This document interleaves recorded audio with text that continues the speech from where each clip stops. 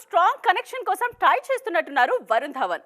ఆయన సినిమాల మీద కాస్త కాన్సంట్రేట్ చేసే ఎవరైనా ఈ విషయాన్ని చెప్పేస్తున్నారు. Bhediya, Bawaal, baby John, Citadel, latest గా హే జవానీతో ఇష్క్ హోనా హై. ఈ సినిమాలన్నిటికీ ఓ కామన్ పాయింట్ ఉంది.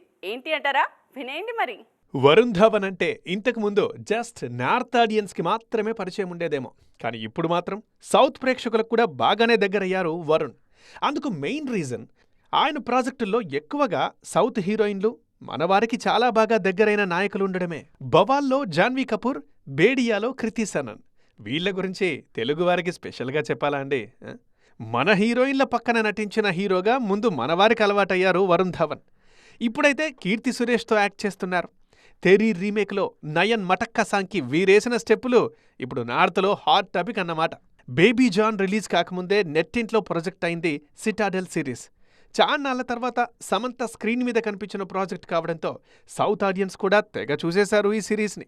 దాంతో మన శామ్తో పాటు వరుణ్ ధవన్కి కూడా ఇక్కడ బోలెడంత క్రేజ్ వచ్చేసింది. ప్రాజెక్టులకు సైన్ చేసే ముందు హీరోయిన్ల విషయంలో కాస్త శ్రద్ధగా ఉంటే సౌత్ ఆడియన్స్ ఫాలోయింగ్ పెరుగుతుందన్నది వరుణ్ స్ట్రాటజీ. దానికి తగ్గట్లే నెక్స్ట్ హే జవానీతో ఇష్క్ హోనా హై మూవీలోనూ సౌత్ భామ పూజా హెగ్డేని తీసుకున్నారు వరుణ్. ఎన్నాళ్లుగానో ఎదురు చూస్తున్న ప్రాజెక్ట్ ఇది అంటూ హ్యాపీ న్యూస్ని షేర్ చేసుకున్నారు మన అరవింద.